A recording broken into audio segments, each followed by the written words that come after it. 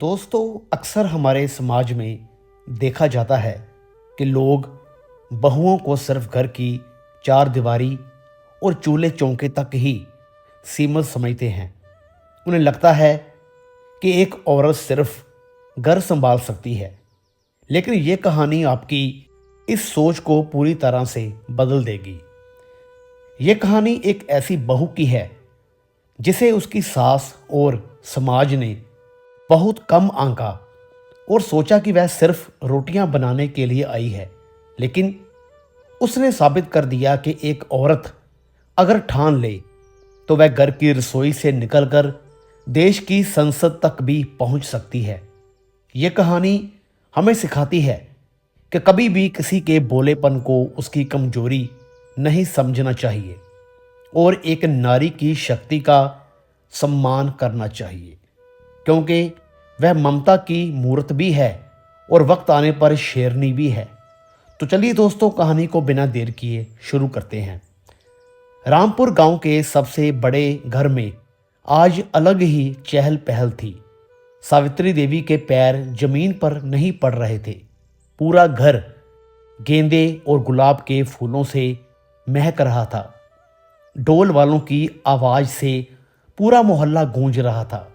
सावित्री देवी बार बार अपनी साड़ी को ठीक करती और मेहमानों को निर्देश देती कि कोई कमी नहीं रहनी चाहिए, लेकिन उनके मन के अंदर तो कुछ और ही चल रहा था।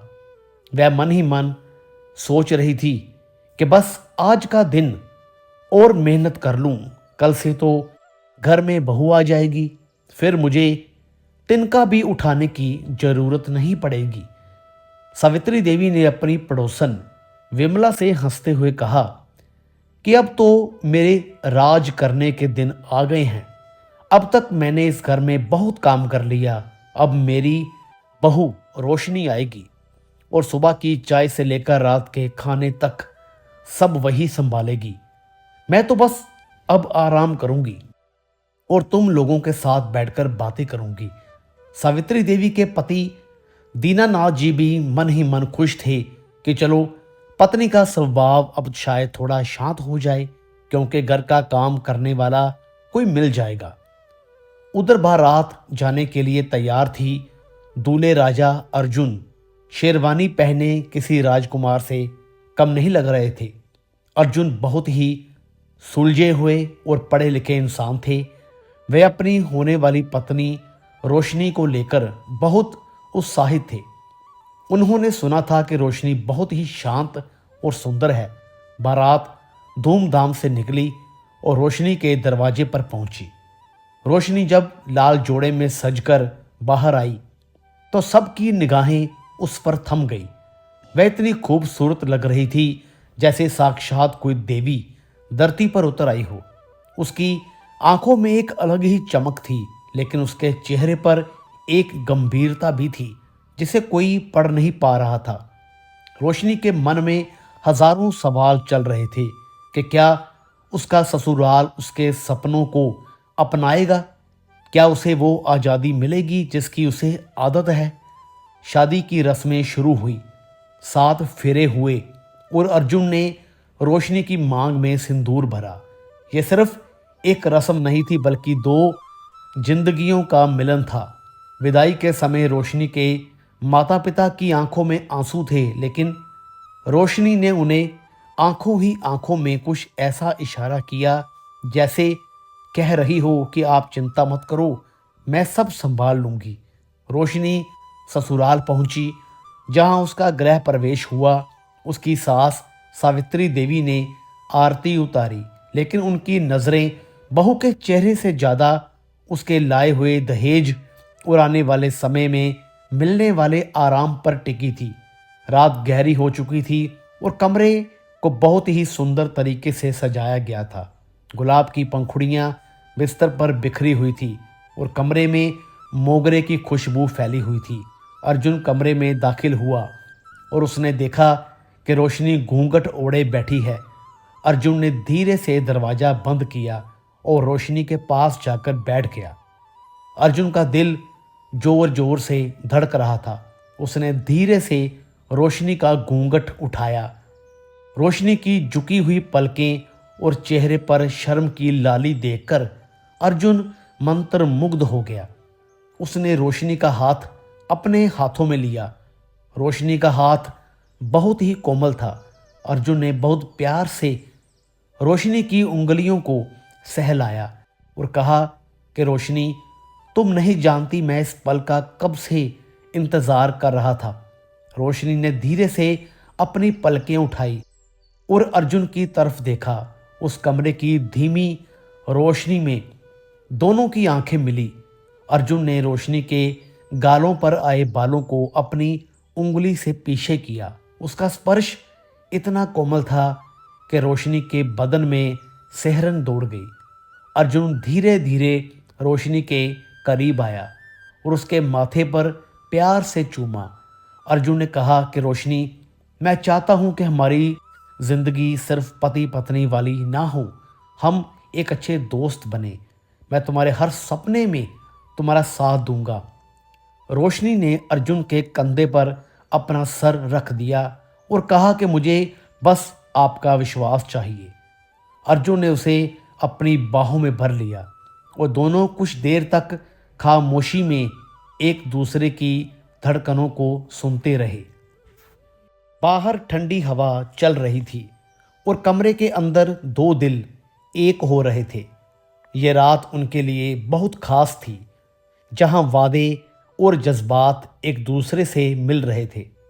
अगली सुबह का हंगामा, अगली सुबह का सूरज रामपुर गांव में अपनी लालिमा बिखेर चुका था। ठंडी ठंडी हवा चल रही थी और पेड़ों पर पक्षी चहचहा रहे थे। सावित्री देवी के घर में शादी की वजह से जो सजावट हुई थी वह सुबह की रोशनी में और भी चमक रही थी। पूरे आंगन में गेंदे के फूलों की महक अभी भी बसी हुई थी। सावित्री देवी की नींद आज बहुत सुकून से खुली थी। वे अपने बिस्तर पर लेटे लेटे ही मुस्कुरा रही थी और छत की तरफ देखकर सोच रही थी कि भगवान तेरा लाख लाख शुक्र है, आज से मेरी तपस्या खत्म हुई। आज से मुझे ना तो झाड़ू लगाना पड़ेगा, ना बर्तन मांजने पड़ेंगे और ना ही चूल्हे के पास बैठकर रोटियां सेकनी पड़ेगी। सावित्री देवी बड़े ही राजसी अंदाज में बिस्तर से उठी। उन्होंने सोचा कि आज तो मैं रानी की तरह बैठूंगी और बहू मेरे हाथ में गर्मा गर्म चाय का प्याला ला कर देगी। उन्होंने जानबूझकर घर के बिखरे हुए सामान को देखा और उसे अनदेखा कर दिया, ये सोचकर कि अब तो बहू आ गई है, वह खुद ही सब समेट लेगी। सावित्री देवी तैयार होकर बड़े ही शान से घर के आंगन में बिछी चारपाई पर जाकर बैठ गई। उन्होंने अपने पति दीनानाथ जी को आवाज लगाई और कहा कि अरे सुनिए, आज आप चाय बनाने की तकलीफ मत करना। आज आपके बेटे की बहू आ गई है, अभी देखना कैसे अदरक वाली कड़क चाय बनाकर लाती है। धीरे धीरे घड़ी की सुइयां आगे बढ़ने लगी। सुबह के 7 बज गए थे। गांव में चहल पहल शुरू हो चुकी थी। दूध वाला दूध देकर चला गया, अखबार वाला अखबार फेंक गया, लेकिन घर के अंदर रसोई से कोई भी आवाज नहीं आ रही थी। सावित्री देवी की निगाहें बार बार बहू के कमरे के दरवाजे पर जा रही थी, जो अभी तक बंद था। उन्होंने मन ही मन सोचा कि शायद नई नई बहू है, कल थक गई होगी, इसलिए थोड़ी देर से उठी होगी। चलो कोई बात नहीं, आज पहला दिन है, थोड़ा आराम करने देती हूँ। लेकिन देखते ही देखते 8 बज गए। अब सावित्री देवी के माथे पर चिंता की लकीरें आने लगी और साथ ही थोड़ा गुस्सा भी आने लगा कि इतनी भी क्या नींद कि सूरज सर पर आ गया और बहू का पता ही नहीं है। तभी घर के मेन गेट पर कुछ आहट हुई और पड़ोस की 4-5 औरतें अंदर आ गई। इनमें सावित्री की सबसे खास सहेली और सबसे बड़ी निंदक विमला भी थी और साथ में सीमा काकी भी थी, जो कि पूरे गांव की खबर इधर से उधर करने में माहिर थी। विमला ने आते ही जोर से कहा, अरे ओ सावित्री महारानी, अभी तक बाहर बैठी हो, क्या बात है? आज घर में चूल्हा नहीं जलाना आ गया? हमें तो लगा था कि आज नई बहू के हाथ की चाय पीने को मिलेगी, लेकिन यहाँ तो सन्नाटा छाया हुआ है। सीमा काकी ने भी तंज कसते हुए कहा कि हाँ भाई, सावित्री की तो किस्मत खुल गई है। सुना है बहू बहुत पढ़ी लिखी और सुंदर है, लेकिन क्या वह काम वाम जानती भी है या सिर्फ लाड़ प्यार में ही पली है? अब तक तो उसे बाहर आ जाना चाहिए था। हमारे जमाने में तो हम सूरज निकलने से पहले नहा धोकर पूजा पाठ कर लेते थे। सावित्री देवी को ये बातें चुभने लगी। अपनी इज्जत बचाने के लिए उन्होंने झूठ बोल दिया और कहा, अरे तुम लोग भी क्या बातें करती हो?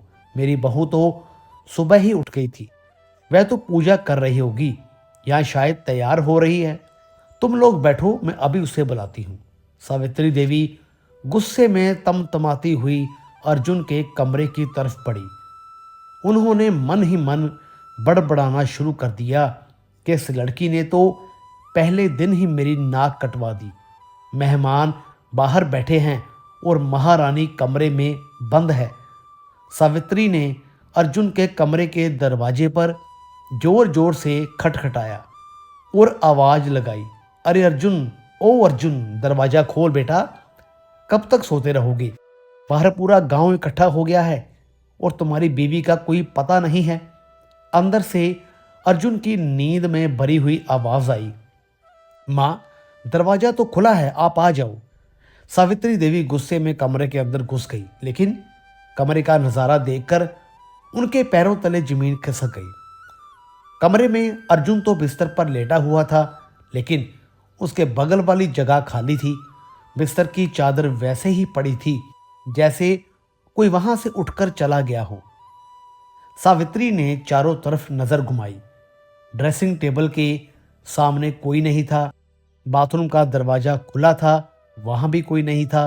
कमरे की खिड़की खुली हुई थी जिससे हवा अंदर आ रही थी और पर्दे उड़ रहे थे। सावित्री देवी चिल्लाई, अरे अर्जुन, तेरी बीवी कहाँ है? रोशनी कहाँ है? वह तो कमरे में नहीं है। अर्जुन हड़बड़ाकर उठ बैठा। उसने अपनी आंखें मलते हुए कहा, क्या बात कर रही हो माँ? रोशनी यही तो थी। शायद वह पानी लेने गई होगी या पूजा घर में होगी। आप बेकार में चिंता कर रही हो। सावित्री ने अपना माथा पीट लिया और बोली, अरे अकल के दुश्मन, मैं पूरे घर का चक्कर लगा आई हूँ। रसोई खाली पड़ी है, पूजा घर में दिया नहीं जला है और आंगन में भी वह नहीं है, तो आखिर गई कहाँ? क्या जमीन खा गई या आसमान निगल गया? अब अर्जुन की नींद पूरी तरह से उड़ चुकी थी। वह झटपट बिस्तर से उतरा और उसने भी घर के हर कोने में रोशनी को ढूंढना शुरू किया। उसने बाथरूम देखा, छत पर जाकर देखा, स्टोर रूम देखा, यहाँ तक कि घर के पीछे वाले बगीचे में भी जाकर आवाज लगाई, लेकिन रोशनी का कहीं कोई भी नामो निशान नहीं था। अब घर का माहौल पूरी तरह से बदल चुका था। जो खुशी का माहौल था वह अब दहशत और बदनामी के डर में बदल गया था। अर्जुन का चेहरा पीला पड़ गया। वह दौड़ता हुआ वापस आंगन में आया जहां सब औरतें बैठी थी। उसने घबराई हुई आवाज में कहा, माँ, रोशनी घर में कहीं नहीं है और उसका फोन भी कमरे में ही रखा है। यह सुनते ही वहां बैठी औरतों के कान खड़े हो गए। विमला ने अपनी साड़ी का पल्लू ठीक किया और एक व्यंग भरी मुस्कान के साथ बोली, लो कर लो बात। मैं तो पहले ही कह रही थी कि ये शहर की लड़कियां भरोसे के लायक नहीं होती। देखो देखो, सावित्री के तो कर्म ही फूट गए। कल आई और आज रफू चक्कर भी हो गई। सीमा काकी ने आग में घी डालने का काम किया और बोली, अरे मैंने तो कल शादी में ही देखा था। उसकी चाल डाल ही कुछ अजीब लग रही थी। वह बार बार इधर उधर देख रही थी। जरूर उसका किसी के साथ कोई चक्कर वक्कर होगा। जो शादी के दूसरे दिन ही अपने आशिक के साथ भाग गई। बेचारी सावित्री ने कितने अरमान सजाए थे कि बहू आएगी, सेवा करेगी, लेकिन बहू ने तो मुंह दिखाने से पहले ही मुंह काला करवा दिया। सावित्री देवी ये सब सुनकर बर्दाश्त नहीं कर पाई। वह वहीं जमीन पर बैठ गई और जोर जोर से विलाप करने लगी। हाय राम, ये क्या अनर्थ हो गया। मेरी तो इज्जत धूल में मिल गई। लोग क्या कहेंगे कि सावित्री की बहू शादी की अगली सुबह ही भाग गई। हमने तो सोचा था कि घर में लक्ष्मी आई है, लेकिन ये तो घर की शांति लेकर चली गई। अर्जुन को बहुत गुस्सा आ रहा था। उसने पड़ोसियों को रोकने की कोशिश की और बोला, चाची आप लोग ऐसा कैसे बोल सकती हैं। रोशनी ऐसी लड़की नहीं है। हो सकता है कि वह किसी मुसीबत में हो या शायद वह रास्ता भटक गई हो।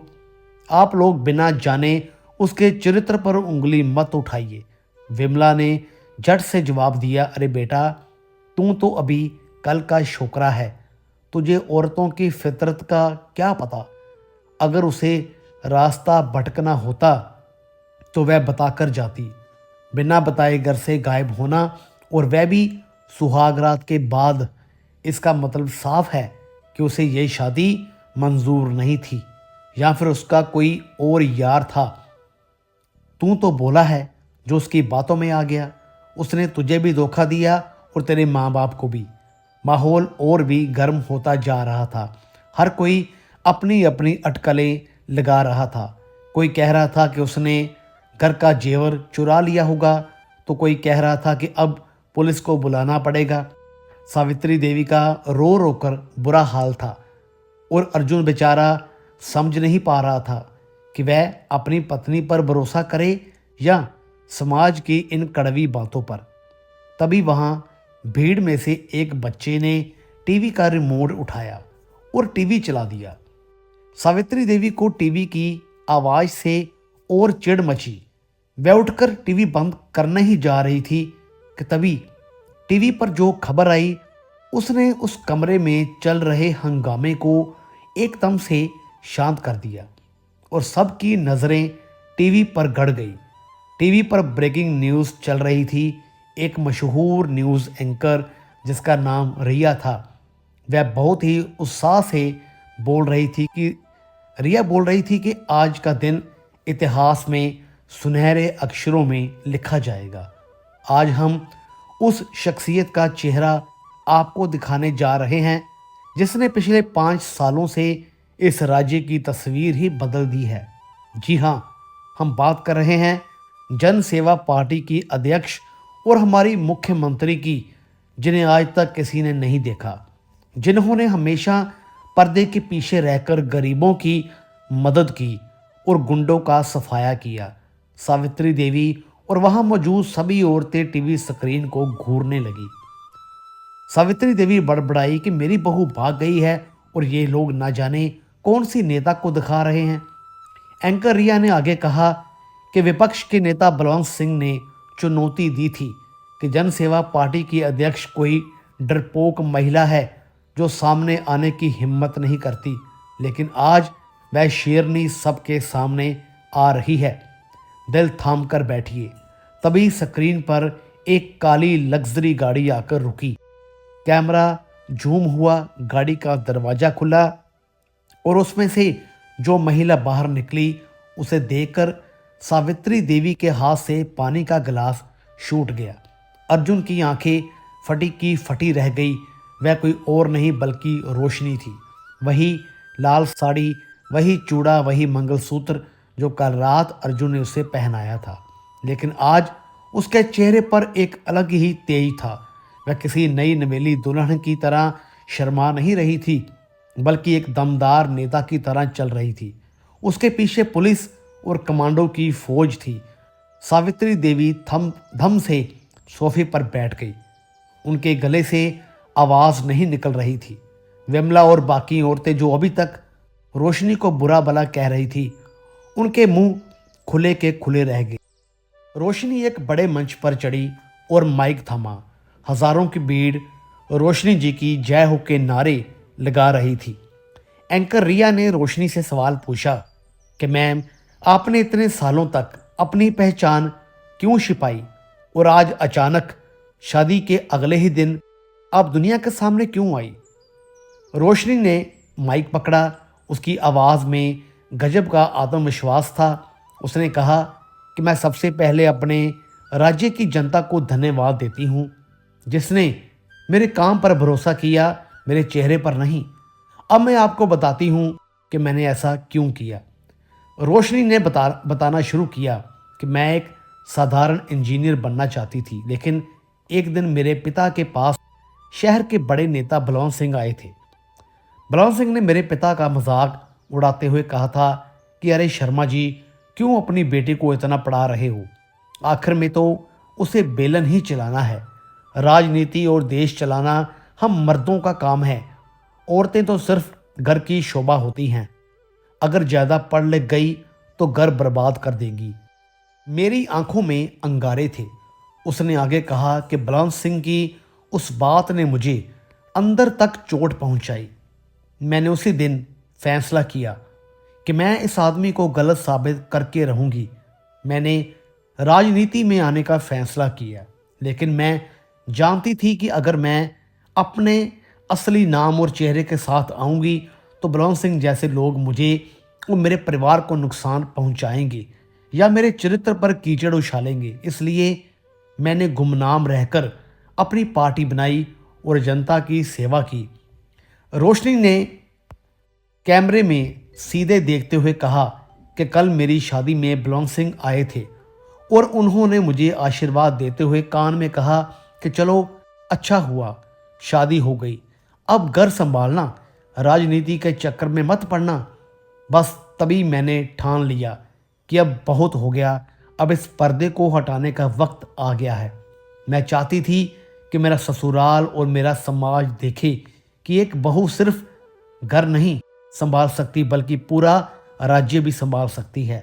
रोशनी ने अपनी बात खत्म करते हुए कहा कि मैं अपने पति अर्जुन और अपनी सासू माँ सावित्री देवी से माफ़ी मांगना चाहती हूँ कि मैंने उन्हें बिना बताए घर से कदम निकाला, लेकिन ये मेरे फर्ज की पुकार थी। इंटरव्यू खत्म हुआ और टीवी पर रोशनी की जय जयकार होने लगी। सावित्री देवी की आंखों से आंसू बहने लगे, लेकिन ये आंसू दुख के नहीं बल्कि गर्व और पछतावे के थे। अर्जुन का सीना गर्व से चौड़ा हो गया था। उसने विमला की तरफ देखा और कहा कि चाची, आप कह रही थी ना कि मेरी बीवी भाग गई है। वह भागी नहीं है, वह इस राज्य को चलाने गई है। कुछ ही देर में सायरन की आवाज़ सुनाई दी। पुलिस की गाड़ियों का काफिला सावित्री देवी के घर के बाहर रुका। रोशनी गाड़ी से उतरी और दौड़कर सावित्री देवी के पास आई। वह झुककर उनके पैर छूने लगी। सावित्री देवी ने उसे तुरंत उठा लिया और गले लगा लिया। सावित्री देवी रोते हुए बोली कि मुझे माफ़ कर दे बेटी, मैंने तुझे ना जाने क्या क्या कहा। मैंने तुझे कामचोर समझा। मैं तो तुझे एक नौकरानी बनाना चाहती थी, लेकिन तू तो महारानी निकली। तूने तो मेरी कोख ही नहीं बल्कि पूरे गांव का नाम रोशन कर दिया। रोशनी ने मुस्कुराते हुए कहा, माँ जी, मैं बाहर मुख्यमंत्री हूँ, लेकिन घर के अंदर मैं आपकी बहू ही हूँ। सावित्री देवी ने हंसते हुए कहा कि अब खबरदार, जो किसी ने मेरी बहू से घर का काम करवाया, अब तो ये पूरा देश चलाएगी। घर हम सब मिलकर संभाल लेंगे। अर्जुन आगे आया और उसने रोशनी का हाथ थाम लिया। उसने कहा कि मुझे तुम पर नाज है रोशनी। गांव की जो औरतें सुबह बुराई कर रही थी, अब वे रोशनी के साथ सेल्फी लेने के लिए लाइन में खड़ी थी। बलवंत सिंह जैसे नेताओं का घमंड चकनाचूर हो चुका था। उस दिन के बाद से उस घर में और उस गांव में बहुओं को देखने का नज़रिया ही बदल गया। रोशनी ने साबित कर दिया कि एक औरत अगर ठान ले तो वह चूल्हा चौका भी कर सकती है और सरकार भी चला सकती है। दोस्तों, ये कहानी हमें सिखाती है कि कभी भी किसी को कम नहीं समझना चाहिए और बहुओं को सिर्फ घर की चार दीवारी में कैद करने की सोच अब पुरानी हो चुकी है। तो दोस्तों, कैसी लगी आपको ये कहानी? वीडियो अच्छी लगी हो तो लाइक करें, शेयर करें, चैनल को सब्सक्राइब ज़रूर करें। तो मिलेंगे फिर से एक और नई दिलचस्प कहानी के साथ। तब तक के लिए गुड बाय।